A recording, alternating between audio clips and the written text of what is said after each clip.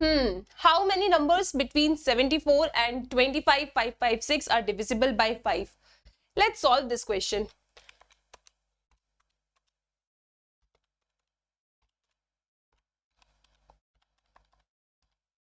अरे मैम कर क्या रहे हो? आंसर लेकर आ रही हूँ. 5097 इज द आंसर. आओ फटाक सीधे इसको चेक करते हैं. आंसर बिल्कुल सही है, ऑप्शन बी.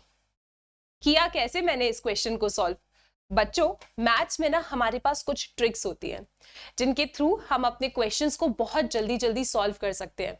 और अगर आप देखो तो जो भी ट्रिक्स मैं आपके साथ आज के इस सेशन में डिस्कस करने वाली हूँ वो तुम्हारे एग्जाम से रिलेवेंट भी है और इनके ऊपर क्वेश्चंस पूछे गए हैं. ठीक है, तो welcome to Unacademy CA 360 foundation. I am Shivani Sharma, your paper 3 quantitative aptitude educator. And yes, आज के इस सेशन में हम मोस्ट यूज्ड ट्रिक्स को डिस्कस करने वाले हैं जो यार आपके एग्जाम के लिए बहुत ही ज्यादा इंपॉर्टेंट है.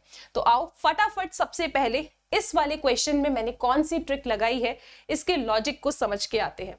तो बच्चों, सबसे पहले कभी भी अगर तुम्हारे पास इस तरीके का सवाल आए कि how many numbers are divisible by particular number, जैसे आप यहां देखिए इस क्वेश्चन में क्या था आपके पास, how many numbers between this and this are divisible by 5. कितने नंबर्स डिविजिबल होंगे किसी पर्टिकुलर नंबर से. तो जब भी ऐसे क्वेश्चंस आपसे पूछे जाए तो आपको पता है क्या करना होता है. आप अपने इस नंबर को देखिए 74, 5 से डिवाइड कर दो. तो जब तुमने 74 को 5 से डिवाइड किया तुम्हें 14.8 मिला. डेसिमल में आ रहा है, खुश हो जाओ क्योंकि उसे इग्नोर करना है और ट्रिक हमारी लग जाएगी. उसके बाद 25,556 है, सो 25,556 को आप 5 से डिवाइड कीजिए. अगेन 5111.2 आ रहा है, डेसिमल में आ रहा है, खुश हो जाइए, डेसिमल को इग्नोर कर दीजिए. आप क्या करेंगे, 5111 में से 14 को माइनस कर दीजिए, आपके पास 5097 आ गया. अब इसे एकदम डिटेल में मैं आपको समझा देती हूँ. जैसे सबसे पहले इन्हें बोला है, सेम ही क्वेश्चन है, how many 3 digit numbers are divisible by 7. तो सबसे पहले तो तुम पहला 3 डिजिट नंबर लिख दो 100 और लास्ट 3 डिजिट नंबर क्या है 999. डिविजिबल बाय 7 बोला है, 100 को 7 से डिवाइड कीजिए, डेसिमल में आ रहा है. 999 को 7 से डिवाइड कीजिए, डेसिमल में आ रहा है. अगर डेसिमल में आ रहा है तो ये ट्रिक आपकी एप्लीकेबल है, आप क्वेश्चन को सॉल्व कर पाओगे. फिर आप बड़े वाले नंबर में से छोटे वाले नंबर को सब्ट्रैक्ट कर दीजिए, तो इतने नंबर्स होंगे आपके जो 3 डिजिट नंबर्स होंगे और 7 से डिविजिबल होंगे.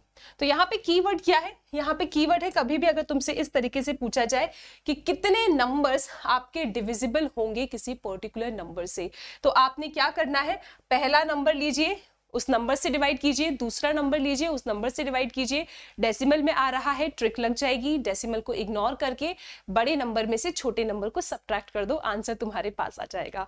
अब इसके बाद नेक्स्ट ट्रिक को डिस्कस करते हैं. बेटा जी, ये क्वेश्चन आपने अपने प्रोबेबिलिटी में बहुत बार देखा होगा और हर बार इस पे सवाल पूछा जाता है. The chance of getting a sum of 10 in a 2 throw of a dice. तो 2 थ्रो ऑफ अ डाइस की बात कर रहे हैं ये लोग कि अगर मैंने 2 डाइस को फेंका तो मुझे सम 10 मिल जाए, इसकी क्या प्रोबेबिलिटी है. अगर आप इस क्वेश्चन को नॉर्मली करोगे तो पता है आप क्या करने वाले हो, आप बैठ के सोचोगे कि सम 10 कैसे आ सकता है, कि पहली डाइस पे 4 आ गया हो, दूसरे पे 6 आ गया हो, फिर इसी तरीके से बैठ के आप सारे के सारे आउटकम्स लिखोगे.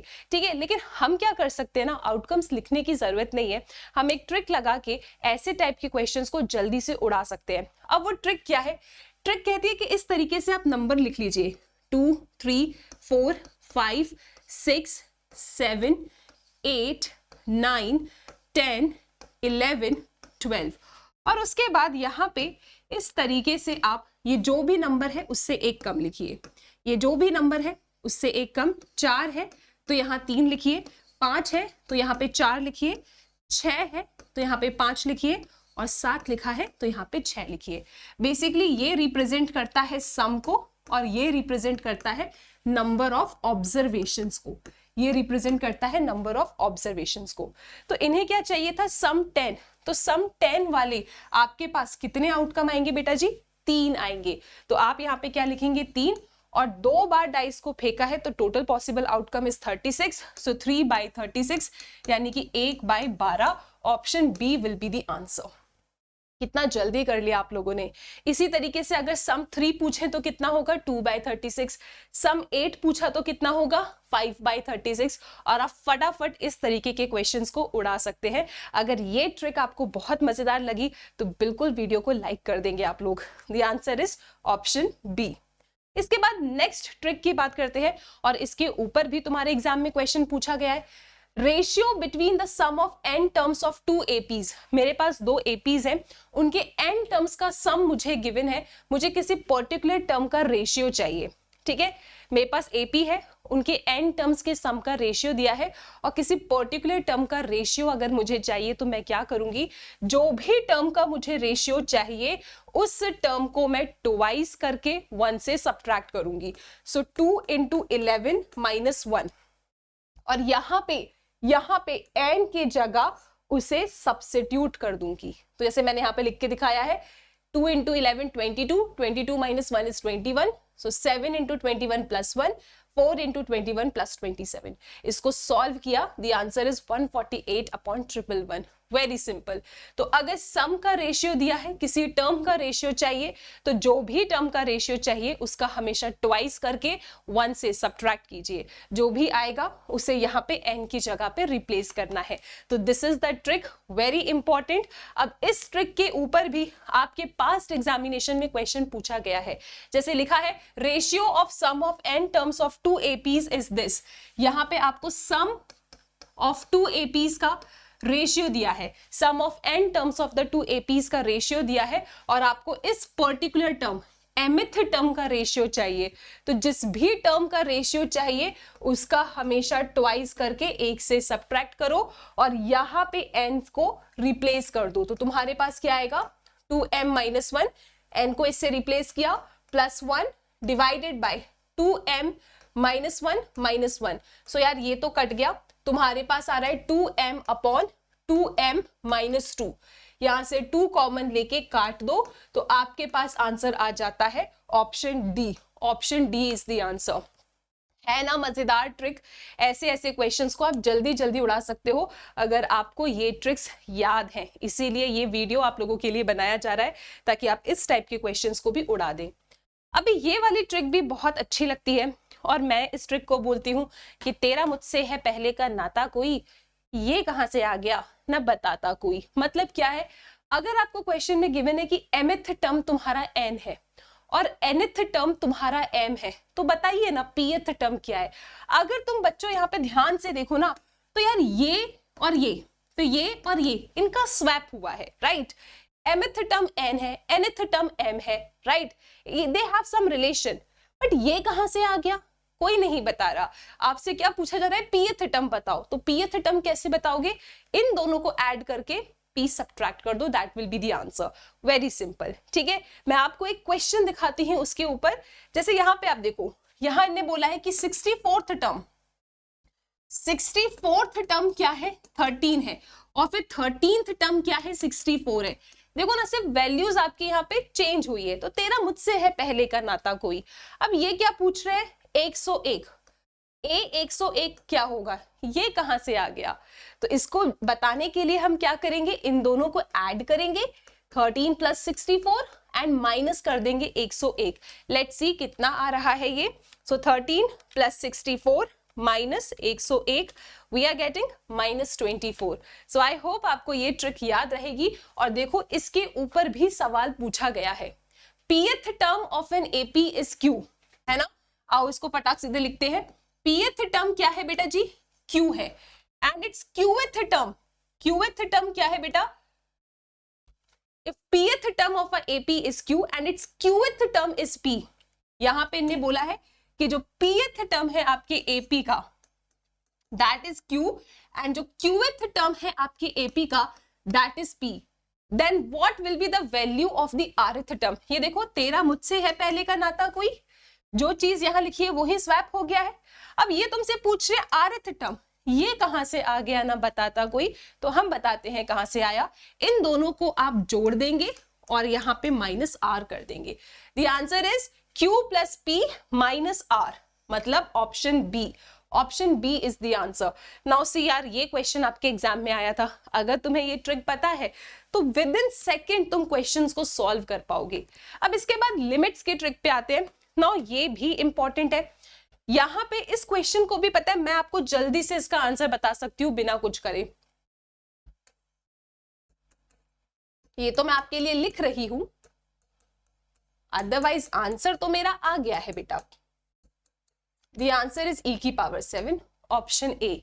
अब ये क्या किया मैम आपने, तो बेटा बेसिकली यहां पे एक ट्रिक लग रही है, और वो ट्रिक क्या है कि अगर कभी भी लिमिट रखने पे 1 टू दी पावर इंफिनिटी हो रहा है, जैसे अगर x की जगह मैंने इंफिनिटी रखी यहाँ पे और यहाँ पे, तो 1 upon infinity 0, 1 to the power 7 into infinity infinity, तो 1 टू दी पावर इंफिनिटी का फॉर्मेट आ रहा है अगर मैं लिमिट को रख रही हूं।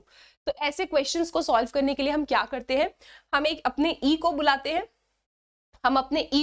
हैं, ठीक है, और यहाँ पे लिखते हैं e limit x tends to जो भी आपकी लिमिट है, आपका जो ये फंक्शन है इस फंक्शन को आप नीचे लेकर आते हैं, जैसे मैं इस फंक्शन को नीचे लेकर आ गई और इस वाले f ऑफ x में से 1 सब्ट्रैक्ट करते हैं। मैं आपको लिख के दिखाती हूँ, ये जैसे यहाँ पे आपसे बोला जा रहा है इस तरीके से, मैंने कहा यार 1 to the power infinity check कर लिया, आप एक e को बुलाएंगे, फिर आप यहाँ लिखेंगे limit x tends to infinity, ये तुम्हारा जंप करके आगे आ जाएगा और इस वाले फंक्शन में से हमेशा एक सब्ट्रैक्ट करना है, ठीक है।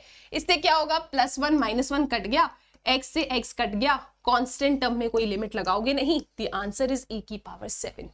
ओके, अगर 1 टू दी पावर इंफिनिटी बन रहा है तो आप e को बुलाएंगे, लिमिट रखेंगे, इसको आगे फेंकिए और इसमें से एक सब्ट्रैक्ट करो, आपका आंसर आ जाता है। वेरी इंपॉर्टेंट, इस पे बेस्ड क्वेश्चंस आपके मॉड्यूल में है बच्चों। इसका आंसर मैं आपको देख के बता सकती हूँ, the answer is option B. अगर कभी भी तुम्हारे पास यहाँ पे इस तरीके से लिखा है कि limit x tends to infinity, ठीक है, और फंक्शन अपॉन फंक्शन है, मतलब पॉलिनोमियल अपॉन पॉलिनोमियल है, तो आप क्या करोगे, आप देख रहे हो कि अगर तुमने इंफिनिटी यहाँ रख दी और इंफिनिटी यहाँ रख दिया तो ऊपर भी इंफिनिटी आ जाएगा, नीचे भी इंफिनिटी आ जाएगा। तो ये जो ट्रिक मैंने लगाई है, ये ट्रिक तब एप्लीकेबल होती है जब ऊपर और नीचे दोनों जगह इंफिनिटी आ रहा है। तो ऐसे क्वेश्चंस को सॉल्व करने के लिए हम क्या कर सकते हैं, हम सिर्फ और सिर्फ अपने x की हाईएस्ट पावर को देखते हैं।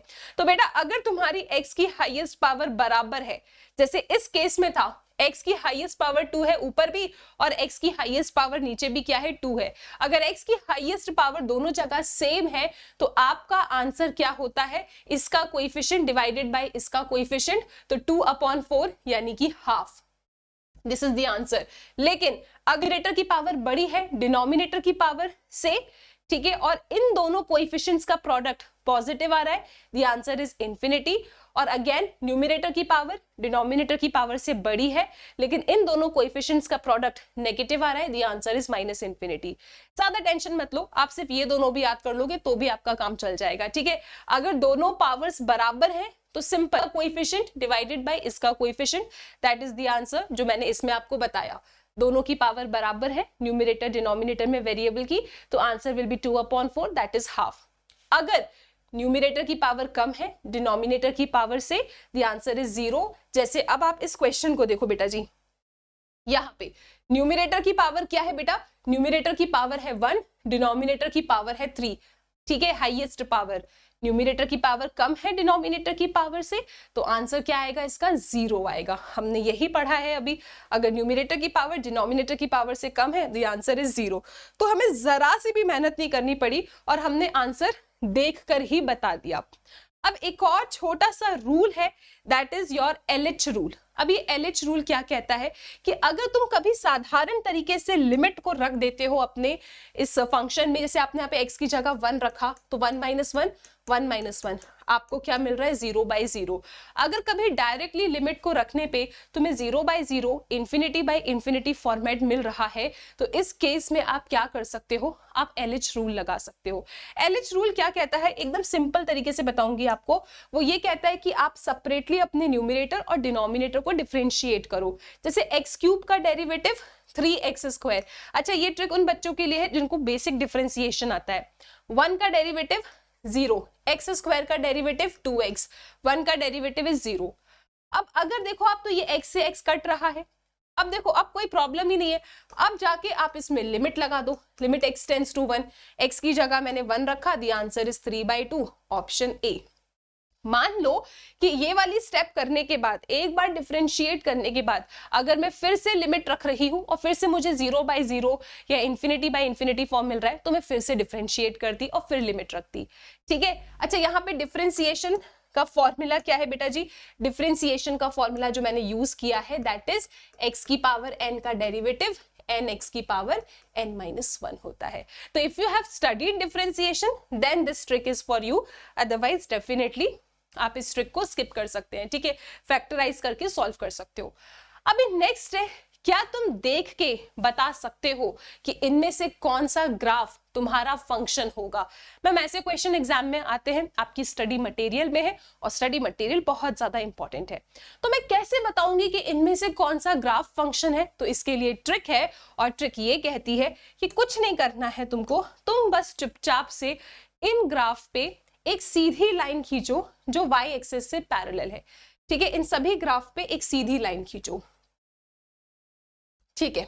अब तुम देखोगे यहां पे वो ग्राफ तुम्हारा फंक्शन कहलाएगा जो जहां पे लाइन ने ग्राफ को सिर्फ एक ही पॉइंट पे कट किया है। अगर तुम यहां देखो तो इस लाइन ने इस ग्राफ को बेटा 3 पॉइंट पे कट किया है, ठीक है, इस लाइन ने इस ग्राफ को बेटा 2 पॉइंट पे कट किया है, इस लाइन ने इस ग्राफ को बेटा 2 पॉइंट पे कट किया है। तो अगर एक से ज्यादा पॉइंट पे कट किया है that is not a function. अगर तुम्हारी लाइन तुम्हारी ग्राफ को सिर्फ एक ही पॉइंट पे कट करती है तो वो फंक्शन होता है। So simple. आपके पास जो ग्राफ दिया है उस ग्राफ पे आप y एक्सिस से पैरेलल एक लाइन बनाइए। अगर वो लाइन आपके ग्राफ को सिर्फ और सिर्फ एक पॉइंट पे कट करती है then it is a function. अगर मैं इधर बनाऊंगी 2 पॉइंट पे कट करेगा, 2 पॉइंट इधर बना रही हूँ तो 2 पॉइंट पे कट कर रहा है। अब ये मत कहना मैम ग्राफ से बाहर बना दे क्या, नहीं, आपको ग्राफ पे ही लाइन बनानी होती है। सो बच्चों ये कुछ इंपॉर्टेंट ट्रिक्स थी जो मुझे आपके साथ शेयर करनी थी। आई होप आपको ये ट्रिक्स सुन के समझ के बहुत मजा आया होगा। इनमें से कौन सी ट्रिक आपको सबसे ज्यादा अच्छी लगी मुझे कमेंट सेक्शन में जरूर बताना। And yes, this is very very helpful. Do let me know आपको कैसा लगा। मिलते हैं अपनी अगली क्लास में। Till then please take care.